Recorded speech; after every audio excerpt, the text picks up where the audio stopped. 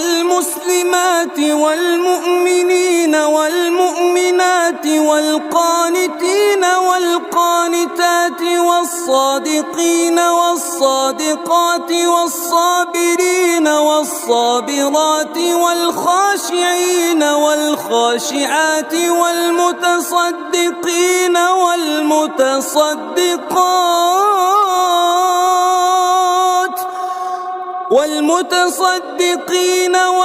والمتصدقات والصائمين والصائمات